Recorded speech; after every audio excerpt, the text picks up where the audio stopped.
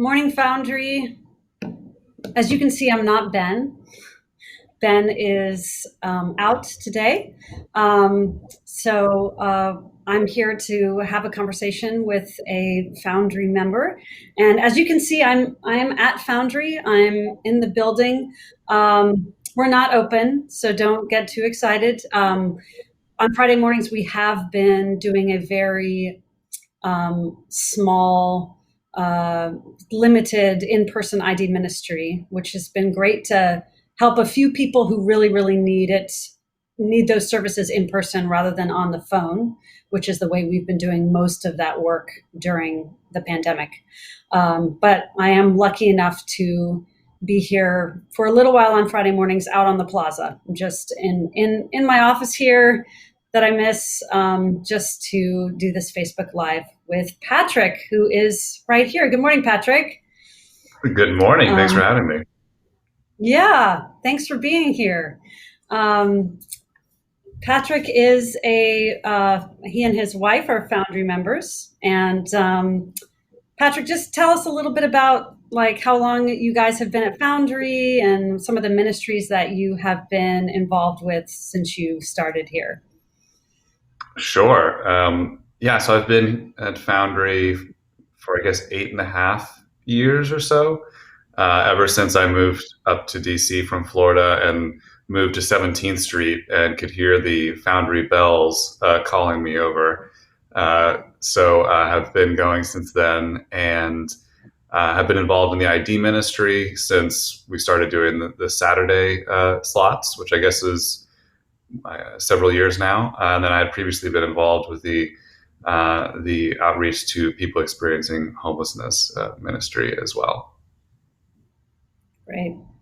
And I'll just say that a few years ago, Patrick wrote an article for the Washington Post magazine about, it was about the issue of how difficult it is for folks to get an ID, but it was a lot about Foundry's ID ministry.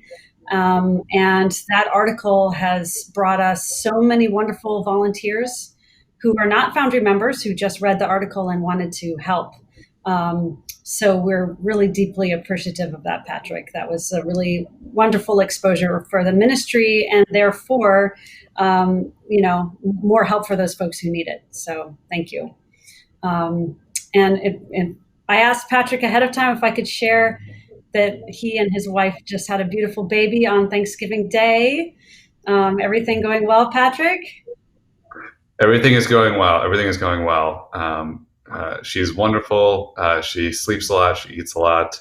And my mom is here with us to help us. She's our night nurse. So we've been getting a little more sleep, which is really wonderful. But we can't wait until we're back at Foundry and can bring her in and get her baptized and introduced to the community that's so wonderful there. We can't wait either. So I asked Patrick to come today to talk about his experience doing the point in time count in the city. That is run by, it's done all over the country every year to get a snapshot of how many unhoused folks we have on our streets. So it's done in every jurisdiction. The community partnership is the one who runs it in DC. And it really just helps the city to get the scope and scale of homelessness in the city, and importantly, provides policymakers and funders with critical data on the number of people experiencing homelessness, on the demographic, the characteristics of families and individuals who are experiencing homelessness. So that's really important because it helps those agencies in the city decide, who needs help and what kind of help they need. So it's a really important event. This year it's happening on January 27th. We'll talk a little bit more about that. But Patrick, how did you hear about the point in time count? Sure. Yeah. No, I'd heard about it for, I guess, years before my wife and I finally signed up to do it this past year. Heard about it, I think maybe in the bulletin at Foundry. Heard about it with the the group that was meeting around supporting people experiencing homelessness, and through the ID Ministry as well. And so it's something I think that had been calling to us for a long time to do. And finally, we're happy that we were able to participate this year. Mhm. And tell us a little bit about your experience. Like, describe, what you did and maybe, how it felt to be involved. Sure. I mentioned that we've been hearing about it for years, and I think one year we signed up, and it was actually too cold, and the point in time count was called off. Mm. But I think for years it was kind of weighing like we should be doing this, we should be getting out and doing our part in supporting the people who are experiencing homelessness in our city.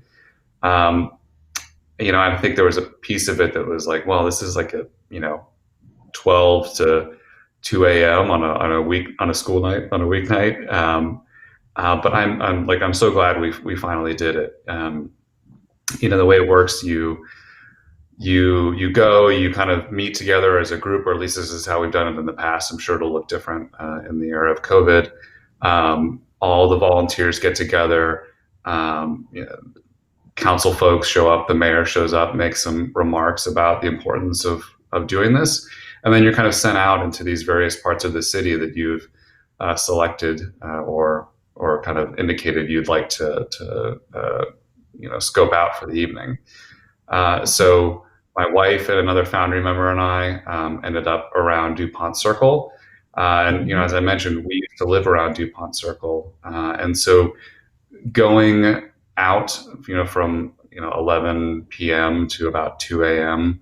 And walking around and looking for folks who are experiencing homelessness to speak with them, it really gives you a different perspective of the neighborhood, either in which you live or in which you've spent a lot of time, and might have just kind of passed through without thinking that, hey, there are actually quite a few people here who are struggling, who are going through a tough time, and who are experiencing homelessness. And it gives you that new look and new understanding of the places in which you walk every day and might not realize otherwise. So, other than just physically counting the number of people that you encountered, did you engage with them at all? And if so, what was that like? Sure. So the the city gives you both a paper form that you can, it's like a survey, or there's an app. And so, aside from going out and, as you mentioned, kind of counting and identifying folks who are experiencing homelessness, you approach them and you can say, hey, are you willing to do a survey with us? A lot of folks were familiar with the point in time count, which I think is kind of an unfortunate thing, because it means that they've been experiencing homelessness previously and have taken this survey before. But there is a survey. It probably takes about 5 to 10 minutes to do. You can use the app, as I mentioned. And it's kind of demographic questions, some very personal questions in there, questions about how long people have been experiencing homelessness. And it's all really to get a sense of who is experiencing homelessness in our city, and how can the city best tailor their services to meet those needs based on who's out there. And so, in that way, it's a very important thing for the city to do, but for us to step up and take a part in supporting our neighbors who are experiencing homelessness in the best way that we can. Right. I was thinking as you were talking, it's so easy for us to just not see those people, even if we physically see them. It's so easy for us to not really see them. So Mm-hmm. to actually be asking them these questions, it really makes it real for us in a different way, right? Oh yeah, 100%. There were folks that we no longer live in the DuPont Circle area, but um, going out, along 17th Street where we used to live, there were folks camped out that were there years ago when we lived there, and as you mentioned, had passed by so many times, and now in the middle of the night, we're stopping to talk with them. And I think one thing that was interesting is that people are willing to actually engage with you at 1 Mm. a.m. And answer these really personal questions. And I think part of it comes from the fact that, like you said, we spend so many days just kind of walking by and not really seeing folks who are experiencing homelessness. And so I think for people to be, engaged in conversation, even though it's, for this particular survey, I think people are interested and grateful to actually have someone's attention for several minutes. Right, right. That, like, yeah, just to be seen, right? Makes a big, big Mhm. difference for folks. Was there anything about the experience that particularly surprised you? Sure. Yeah, I mean, I think one thing that really did surprise me was that so many people were willing to speak with us. That you're going out there, and the whole idea of doing it in the middle of or at the end of January, in the dead of winter, and in the middle of the night, is that you're going to go out in the neighborhood, and most folks are going to be in shelters if they want or can be in shelters, and so there are going to be probably fewer people that you'll interact with, right? Because it's so cold. But Right. knowing that it was 1, 2 a.m. and it's freezing outside, and we're going up, and people are sleeping, and we're just kind of saying, excuse me, would you be willing to talk with us? The fact that so many people were, you know, like gracious enough to Mhm. speak with us and then share a bit of their story beyond the survey. Um, Mhm. Wow. was, I think, surprising in a way. I think there are folks who were, not, they weren't particularly pleased that we were waking them up at 1 a.m., which is understandable. Um, Mhm. but for the most part, people were overwhelmingly willing to talk with us, and I think, like I mentioned, like happy for the attention and the opportunity to speak with somebody.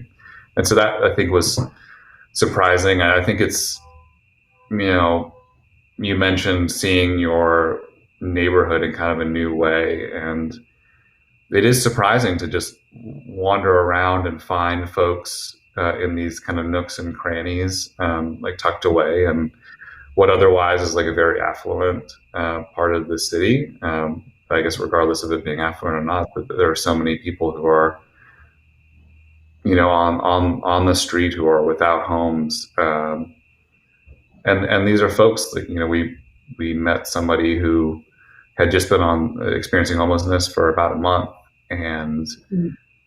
I think it's kind of a reminder that these are, we say that these are people who are experiencing homelessness. They're not homeless people, right? It's not like a permanent quality of somebody, but that it's something that can happen to really anybody, given the circumstances. And so to meet somebody who had been out on the streets for just, a handful of days, really was surprising. Yeah, yeah. Wow. Well, I don't want to keep you too much longer, but I did wonder if there were any particular stories or interactions that stood out to you from your time last year. If there's any particular Mhm. thing you want to share before you go. Sure. I think there are a couple of things. There's, on the one side, there was a group of us, my wife and I, and a friend from Foundry, but a larger kind of Foundry contingent that went out around the church area and across the city, really. But while we were going out, we would go out for maybe a couple hours, walk around the neighborhood, and then we all convened at another Foundry member's apartment in DuPont Circle. So probably 10 of us came Mm. together, and we had hot chocolate, for us, and some other things to kind of get warm again, and then go out and finish the survey as we could. So I Mhm. think that kind of, that collegiality, that sense of, coming together and doing this as a Foundry group was really powerful. And then I think on the other side, in terms of particular stories,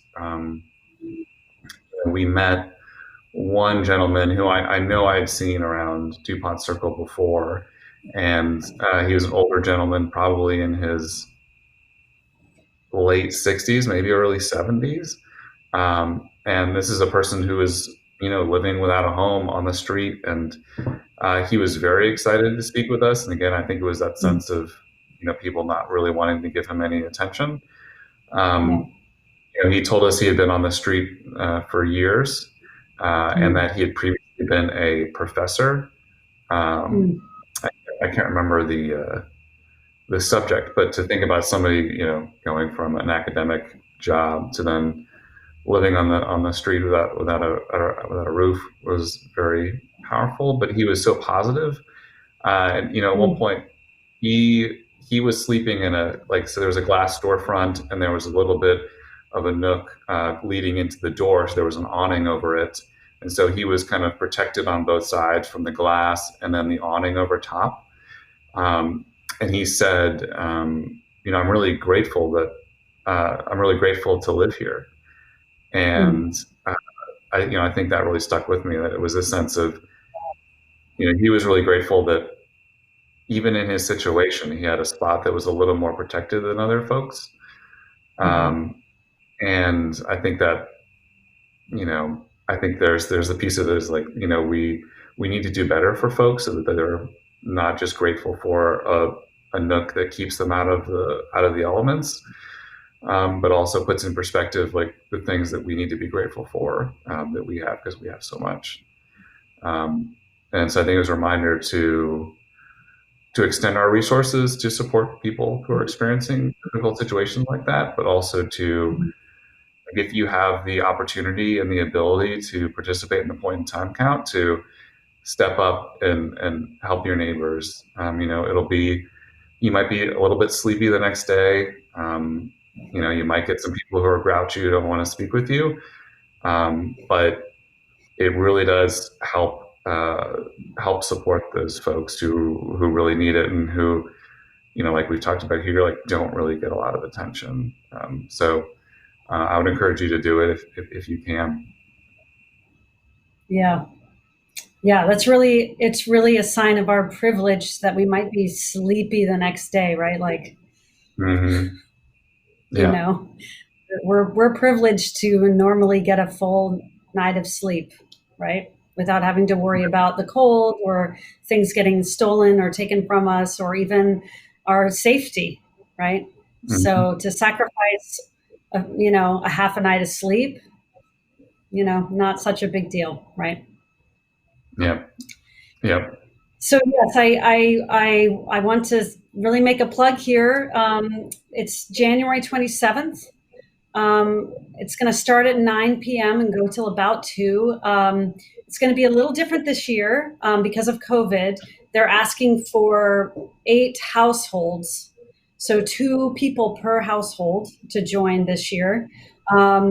If it's not somebody who you live with, it could be somebody who's in your, COVID bubble, because you are going to be in a car with this person. So we are really hoping that we can get 8 households from Foundry to sign up and do this really important work. I know myself, I've been frustrated during this pandemic time not being able to do much direct service, feeling like sitting, behind my computer is just not enough. So this is a way that you can actively, directly engage in the work of sacred resistance with Foundry during this season. So folks, please be on the lookout for communication from Foundry about this event and how to participate. It's really important work. So I really hope you can join us. Well, thank you, Patrick. I know you need to get back to the baby and the mama, and I need to get back to ID Ministry, but I really appreciate you joining us this morning. Thank you for having me. And yeah, I would just second that plug. Like, if you can do it, please sign up. It's a really powerful experience, and our neighbors in our community and around our church, need your support, need our support. Amen. I feel like that's our benediction, so I don't have to pray or anything. But really, thank you. And Foundry folks, please tune in on Sunday morning for worship at 11:15 for the third Sunday of Advent. I'm sure it'll be fantastic. So love to you all. Hang in there. Christmas is coming. Take care.